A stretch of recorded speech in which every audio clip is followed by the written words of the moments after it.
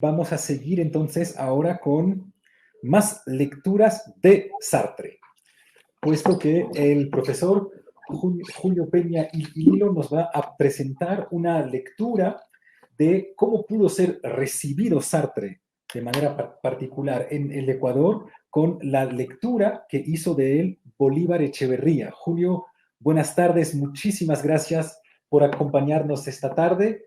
Te dejo la palabra. Buenas tardes, Estefan. Un gusto saludarte a ti. Aprovecho para saludar a todos los organizadores de este importante evento y agradecerte también por permitirme formar parte de esta celebración de los 80 años del ser y la nada, recordar a un autor tan importante como Jean-Paul Sartre, que con sus ideas y reflexiones continúa vigente y contribuyendo siempre desde una perspectiva crítica.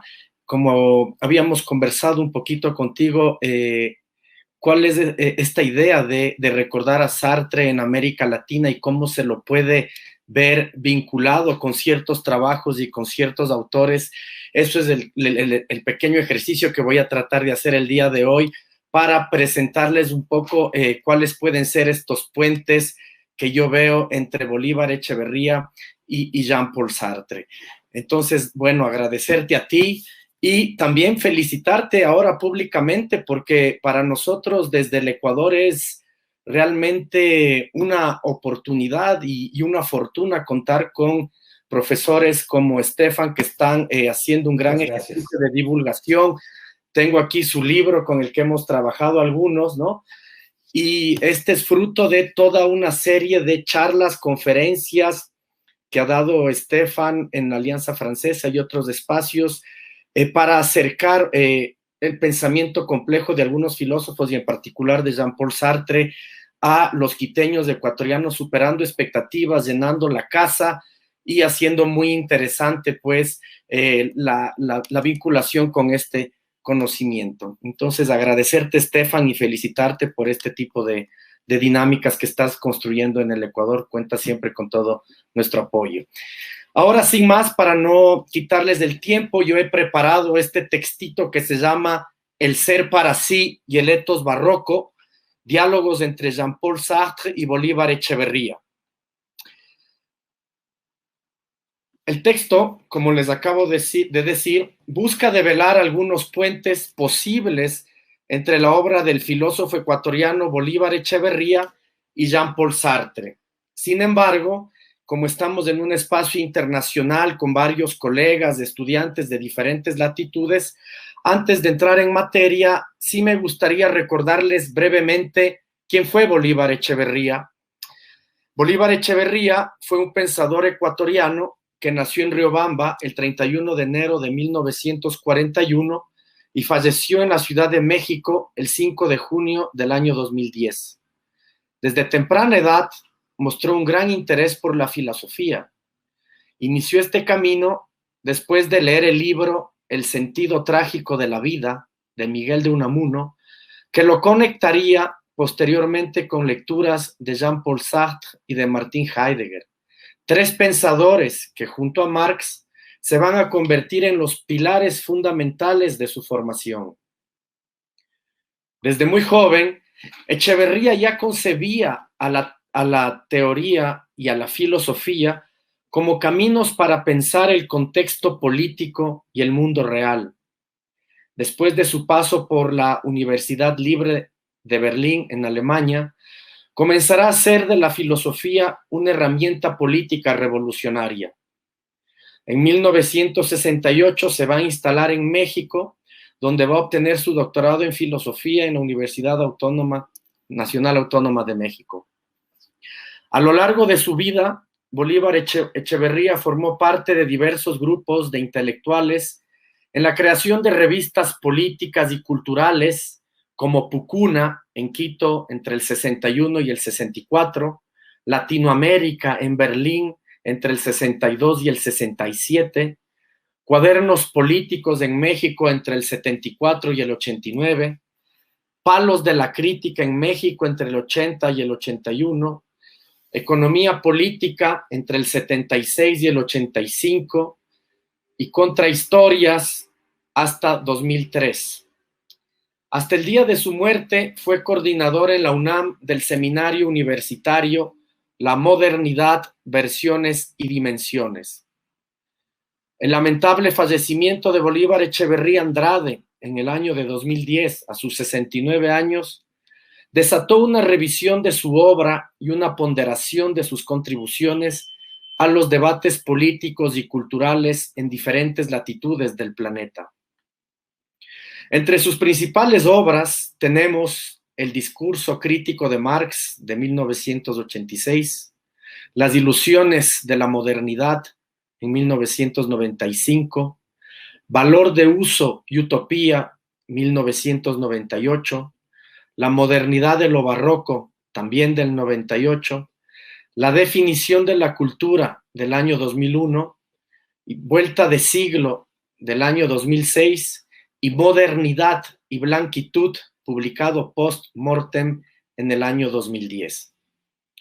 Además de su importante labor como escritor, traductor, editor, sus investigaciones recurrentes parten del estudio de la obra de Heidegger y de Sartre y de una relectura del Capital de Marx y de un desarrollo de la teoría crítica de la Escuela de Frankfurt. Estas indagaciones teórico-filosóficas se van a extender a los campos de la teoría de la cultura, la definición de la modernidad y a su interpretación sobre la modernidad de lo barroco latinoamericano. Los aportes de sus reflexiones, así como su trayectoria intelectual, los llevaron a obtener varios premios y reconocimientos, como el Premio Universidad Nacional a la Docencia en México, 1997, el Premio Pío Jaramillo Alvarado de Flaxo, Quito, Ecuador, 2004, el Premio Libertador al Pensamiento Crítico en Caracas, 2007, y el reconocimiento como profesor emérito en la UNAM en el año 2008. Bolívar Echeverría ha sido reconocido como uno de los filósofos de la teoría crítica y del marxismo crítico más prolíficos que se hayan desarrollado en nuestra región en los últimos tiempos. En lo concerniente a la presentación prevista para la tarde de hoy, trataré de compartir con ustedes las posibles líneas de encuentro entre Sartre y Bolívar Echeverría, sobre todo en la relación existente entre la modernidad de lo barroco y el ser para sí.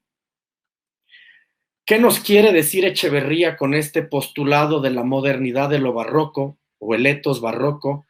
¿Y cuál es su relación con el ser para sí de Jean-Paul Sartre? Quisiera arrancar explicando brevemente qué es lo que se puede entender por ethos desde la perspectiva de Echeverría, y él nos dice que el ethos opera como una segunda naturaleza, incorpora en la sociedad un conjunto de normas y de códigos sociales creados para hacer posible la cohabitación armónica entre los seres humanos.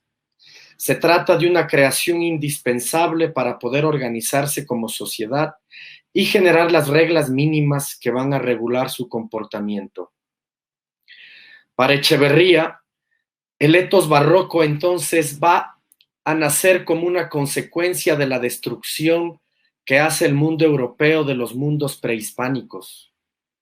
Tiene que ver con el modo en cómo los indígenas se inventan, junto con los españoles, una manera de sobrevivir o de cohabitar de forma civilizada en América, una vez que fueron abandonados por España. Si bien los antiguos códigos culturales fueron devorados por el código civilizatorio vencedor, el de los europeos, este proceso se llevó a cabo de tal forma que lo que se reconstruyó resultó ser algo completamente diferente del modelo esperado. Una civilización occidental europea sostenida en su núcleo por los restos del código indígena al que debió asimilar. El ethos barroco surge en ese momento en el que, jugando a ser europeos, imitando a los europeos, poniendo en escena lo europeo, los indígenas asimilados montaron una representación de la que ya no pudieron salir, representación en la que incluso hoy nos encontramos todavía inmersos como parte de ese proceso, de esa puesta en escena que significa nuestro mestizaje. El barroco es una forma de expresión artística que prefiere el efecto local y efímero por sobre el impacto duradero. Busca persuadir al entendimiento mediante la conmoción de los sentidos. Es el énfasis en la decoración y en los adornos que centran la atención más en lo accesorio que decora la vida que en lo sustancial que pretende configurarla. El exceso de énfasis en las formas o en la abundancia de la decoración lo hacen muy diferentes de los otros estilos en los que prima una racionalidad más equilibrada y sobria, como es el caso del estilo neoclásico francés. Durante mucho tiempo, entre los siglos XVIII y XIX, el término barroco tuvo un sentido peyorativo. Era sinónimo de recargado, de desmesurado y hasta de irracional.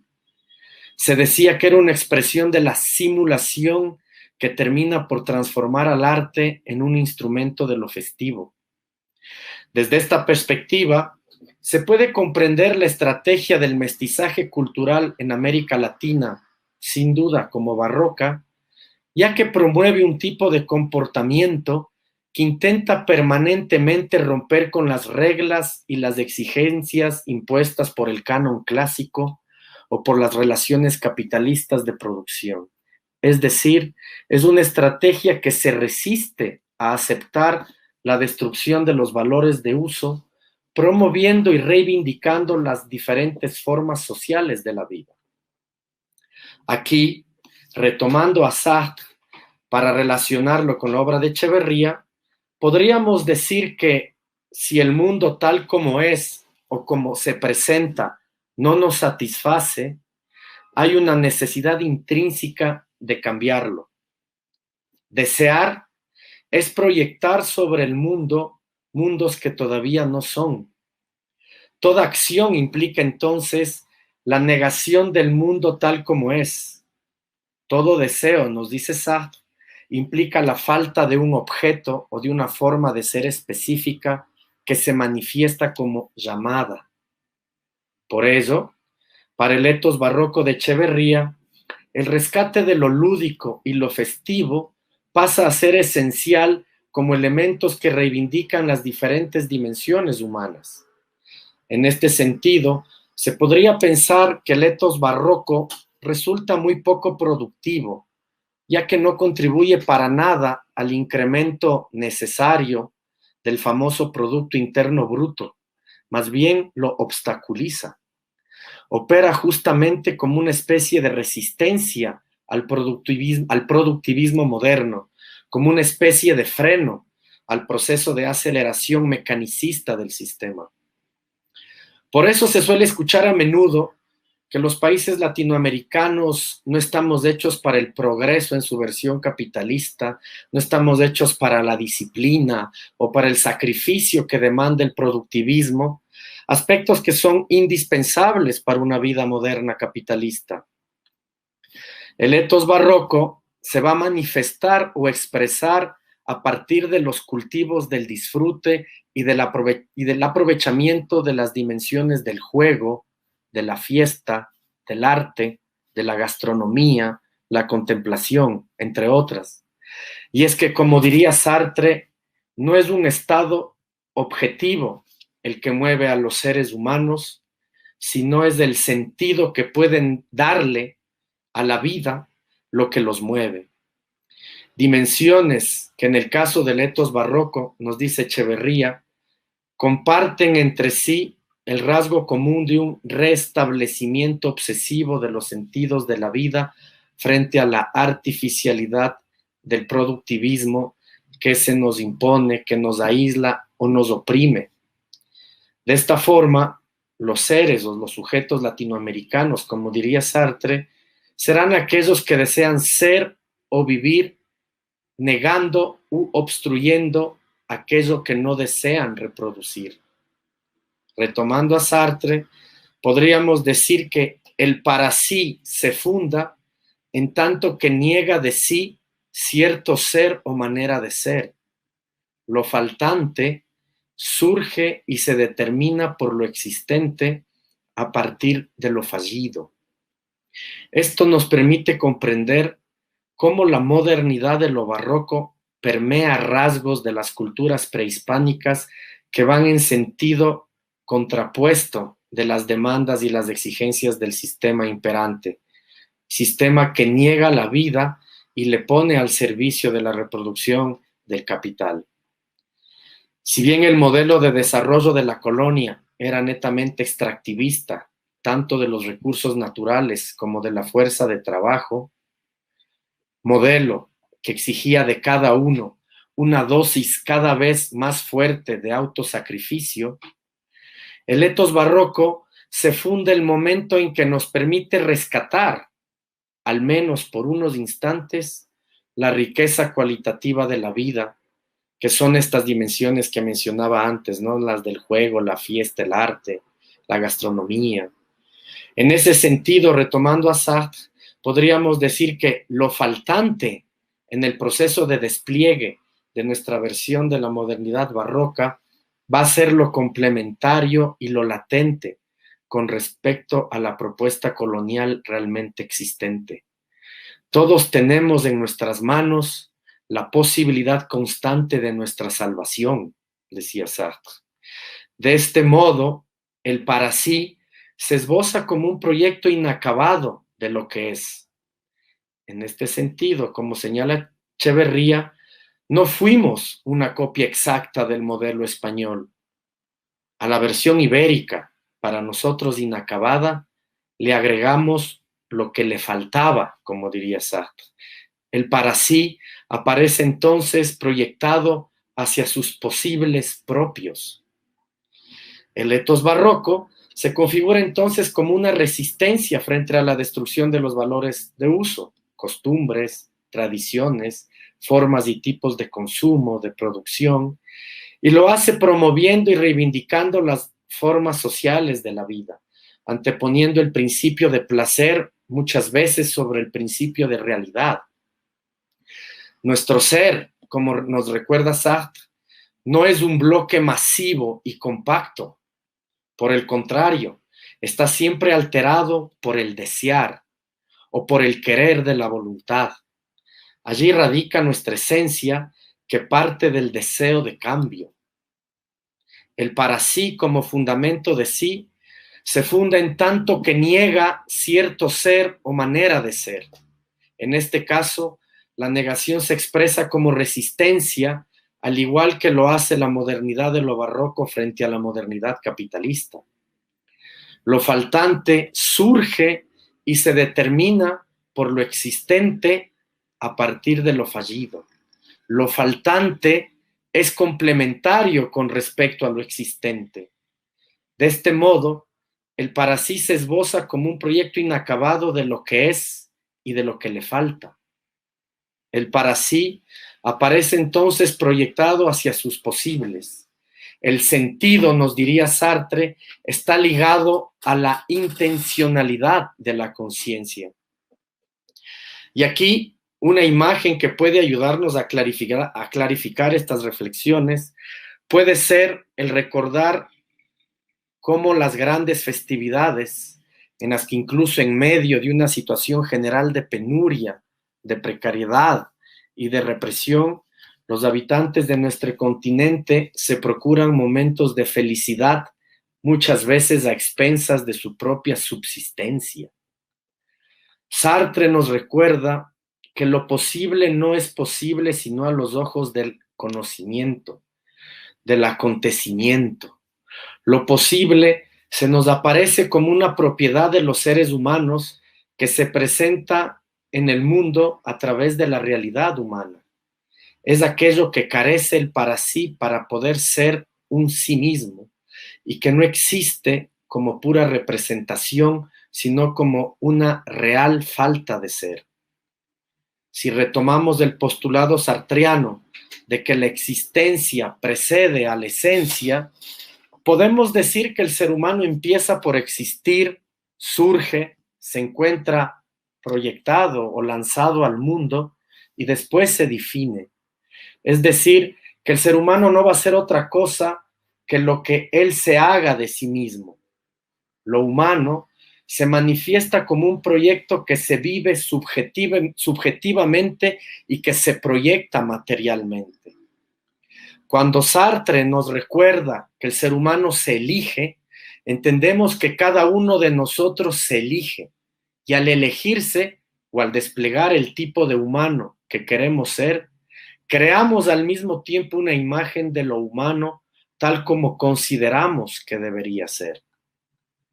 El etos barroco opera entonces como una segunda naturaleza, ya que incorpora en la sociedad unas formas de comportamiento, unas formas de ser que actúan en forma de rebelión dentro de la subordinación al capital.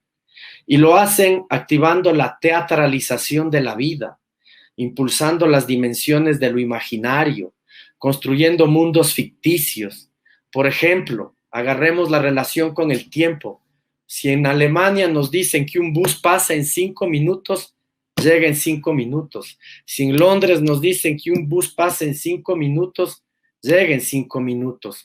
Pero aquí hay una forma de boicot al tiempo, de elasticidad del tiempo. Cuando aquí en América Latina te dicen en 5 minutos, tú ya sabes que esos 5 minutos pueden ser 10 minutos, 20 minutos, 15 minutos. O si te dicen, sí, claro, en un ratito puede ser 10 minutos, 5 minutos, o cuando dan por afirmado, oye, ¿vas a hacer ese trabajo? Sí, de ley, yo te hago ese trabajo, de ley. Es una violación a la ley porque a veces no se hace el trabajo o se mete una excusa, sí, de ley, yo te llamo, de ley. O ya vuelvo, no se sabe cuándo vuelve, en qué momento va a volver. O en las fiestas cuando se escucha, o bajamos el volumen o le subimos todo, ¿no? O ese famoso llamarás, que nunca se concreta, ¿no? Entonces, de esta manera, el etos barroco nos permite rescatar, al menos por unos instantes, la riqueza cualitativa de la vida, aún en medio de la devastación que implica el sacrificio al que estamos expuestos en manos del capital y de su lógica de acumulación.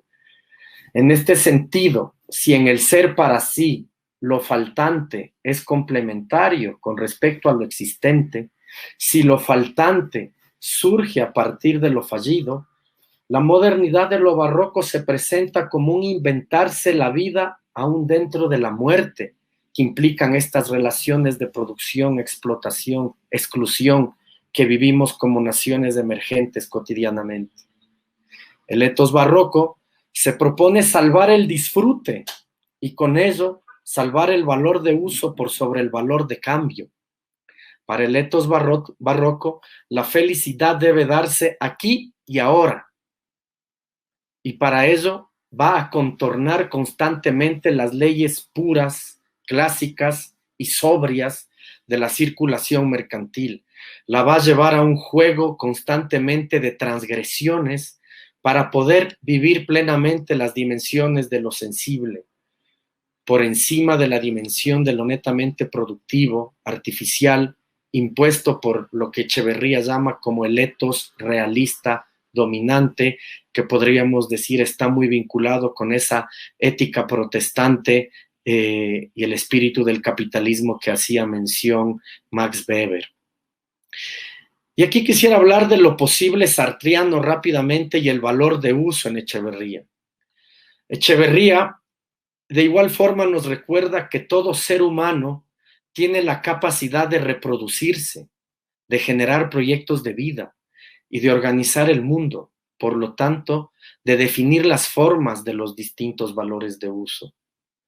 Ahora bien, cuando la producción y consumo de estos valores de uso se realizan al modo capitalista, estos terminan subyugados a la necesidad de comportarse como mercancías, alejándose así de la posibilidad del disfrute o del aprovechamiento social. Toda producción humana, ya sea un bien, un producto o un objeto, consta de dos dimensiones bien definidas. La primera es la que tiene que ver con su valor de uso, que responde a la necesidad por la cual fue concebido ese objeto, ese bien o ese producto. Y la segunda es la que tiene que ver con el principio de valor, valorizándose, es decir, la que responde a la dinámica del capitalismo o del mercado, y la que se preocupa por saber a cuánto se puede multiplicar su valor mercantil dentro de las relaciones económicas de producción y de consumo. Pensemos aquí rápidamente en las tecnologías. Por ejemplo, en África hay muchos países que tienen problemas para conseguir el agua y con el agua activar la agricultura y dar respuesta a la alimentación. Sin embargo, Israel tiene, por ejemplo, sistemas de goteo con los que ha podido hacer más fértil sus campos para acceder al alimento. Entonces vemos que el hambre es artificial, porque la tecnología existe, se puede dar respuesta al hambre. Sin embargo, se vuelve inaccesible porque hay que pagar. El valor de uso ya está creado, pero se torna inaccesible en su aprovechamiento por el precio que le asigna el valor de cambio. Si quieres salvarte, tendrás que pagar, ¿no? Sin embargo, debemos tener en cuenta, como señala Echeverría, que la producción de valor mercantil, es decir, el valor que intenta multiplicarse, no puede salir adelante, no puede ser llevado a cabo sin la producción del valor de uso. El valor valorizándose por principio, por naturaleza y lógica capitalista, controla al valor de uso y en la mayoría de los casos incluso lo vuelve restrictivo y en muchas ocasiones inalcanzables. Pensemos en la privatización de la calidad de la educación, la privatización de la calidad de la medicina, ¿no? El valor valorizándose, nos dice Echeverría, solo tiene en cuenta el valor de uso en abstracto, únicamente como vehículo de esa voluntad que sirve para multiplicar el capital y con ello para estructurar la vida siempre desde una lógica cuantitativa, mercantil, monetaria. Desde esta perspectiva, la lógica capitalista de acumulación y multiplicación del capital controla el valor de uso y al oprimirlo cada vez más tiende prácticamente a su distanciamiento o al alejamiento de las posibilidades del aprovechamiento social. Podemos apreciar entonces cómo el tipo de ser humano que demanda o solicita la modernidad capitalista debe poseer, antes de cualquier otra característica, la aptitud para vivir con naturalidad este sometimiento del valor de uso a lo netamente mercantil. Es decir, debe vivir con naturalidad el proceso de empobrecimiento cualitativo de la vida que viene de la mano del llamado progreso capitalista.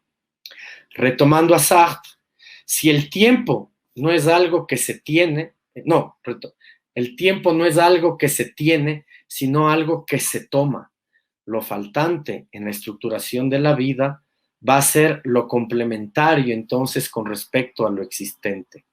De este modo, lo que falta al para sí se esboza perpetuamente como un proyecto inacabado, ausente, que está constantemente proyectado hacia sus posibles propios.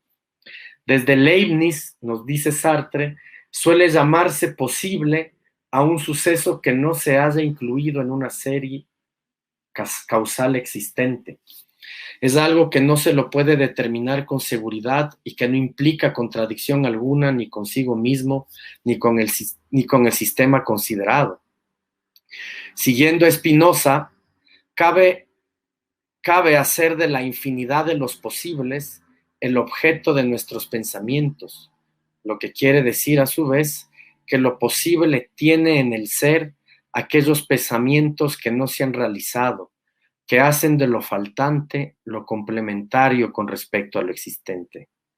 De este modo, el para sí no puede aparecer sin estar plagado por la presencia de sus posibles propios.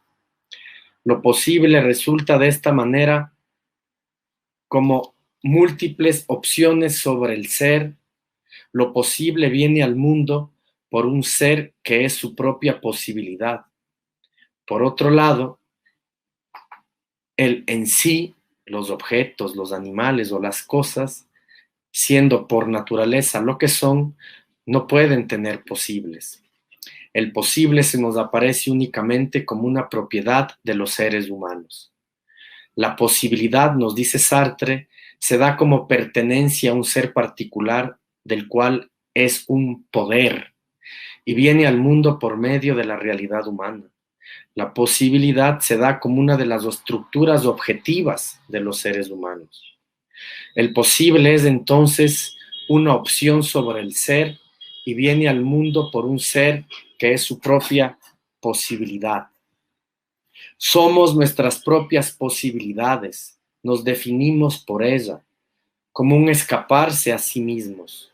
En este sentido, dialogando con Sartre, para Echeverría, los seres humanos se encuentran siempre en medio de una tensión permanente entre el tiempo de una existencia cotidiana, conservadora, que mediante su acción restaura y reproduce las formas que nos impone la dinámica de la reproducción capitalista, y por otro lado, el tiempo de una existencia innovadora, que se enfrenta a estas formas mediante la invención de otras nuevas o a través de una de las posibilidades que se abre como opción al ser humano.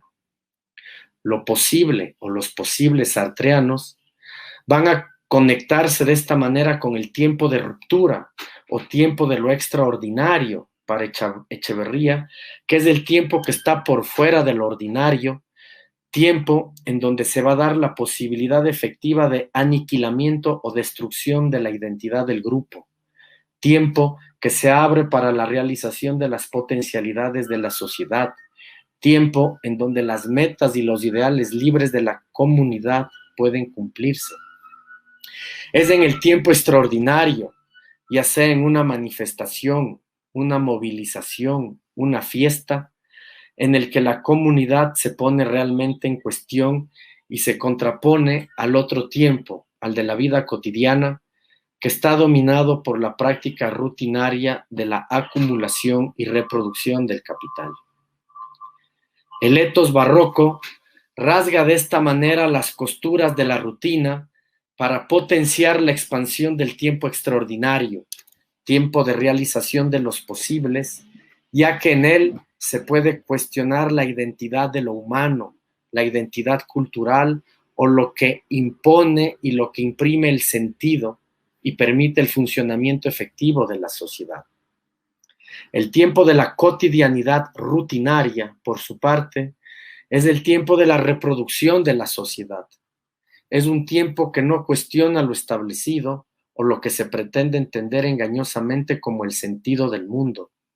Es un tiempo que se niega a dialogar con los posibles faltantes y persistentes que acompañan al para sí. Por esta razón, nos dice Echeverría, si no hay esta peculiar combinación de los dos tiempos en mayor o menor escala en la vida individual, en un año, en un mes, en una semana, en un mismo instante, si no hay una combinación de la rutina con la ruptura de la rutina, no existe propiamente una temporalidad humana. Seríamos unos autómatas. Ahora bien, la expansión del tiempo extraordinario se hace posible mediante su irrupción dentro del tiempo de la rutina, ya que la rutina abre lugares o deja espacios para que se inserte, se cuele, se haga presente ese tiempo extraordinario, tiempo a su vez que detona los posibles que se encuentran aún latentes como pendientes. La ruptura o irrupción es justamente eso, un aparecimiento, una explosión en medio de la imaginación de la existencia rutinaria, un aparecimiento de lo que puede ser y no es decir, puede convertirse en el tiempo de una luminosidad absoluta si nos brinda placeres, disfrutes o goces, o el momento de una tiniebla absoluta si nos sumerge en las actividades enajenadas de la rutina. El etos barroco aparece así como un inventarse la vida, expandiendo esos momentos extraordinarios. Concibe una manera de vivir en la que insiste en la vigencia y rescate de los valores de uso, anteponiéndolos al momento rutinario. El etos barroco, que heredó esos rasgos arquitectónicos del arte que lo caracterizan por su manera de ser recargado, con un exceso de ornamentación y de formas, que hace de él una expresión del arte desmesurado, al que incluso tildan de tener ciertos rasgos de irracional, de histriónico, de superficial o populachero, nos demuestra que vivir en y con el capitalismo puede ser algo más que vivir por y para el capitalismo. La realidad humana está infestada por la presencia de un para sí que cohabita con la falta, con la carencia, con la ausencia, ya que lo posible es aquello que está privado o restringido en el ser y que le resulta indispensable para su existencia. Es por eso que lo posible no es, lo posible se posibiliza. Y ya para ir cerrando, Sartre Echeverría en la historia de un encuentro, podríamos decir que el nudo de la relación entre el para sí de Sartre y el etos barroco de Bolívar Echeverría se encuentra en la idea de la libertad. Para Sartre, el para sí es la conciencia humana que se define por su libertad y responsabilidad, la angustia, y se expresa en la constante construcción de su propia identidad a través de la elección y de la acción. Para Bolívar Echeverría, el etos barroco es una forma de resistencia a la modernidad y al racionalismo que se basa en la exaltación de la individualidad y de la subjetividad como una forma de construcción de una identidad alternativa frente a un mundo cada vez más homogeneizado, racionalizado y mecanizado. Tanto en el para sí de Sartre como en el etos barroco de Echeverría, la libertad es vista como una capacidad fundamental de la conciencia humana para crear su propio destino, tal como la modernidad de lo barroco surge para replantear una alternativa diferente o diversa frente a la uniformidad de la modernidad capitalista imperante. Para Echeverría, el etos barroco es una forma de resistencia. El para sí barroco se define por la capacidad de elegir y de actuar en el mundo, puesto que el ser está siempre en un proceso de devenir, es decir, de construirse a sí mismo a lo largo del tiempo, configurando así su propio destino. El para sí es una conciencia que se define a sí misma y que tiene la capacidad de actuar sobre el mundo que le rodea. El etos barroco se construye a sí mismo a través de elecciones y acciones no previstas ni calculadas por la modernidad capitalista.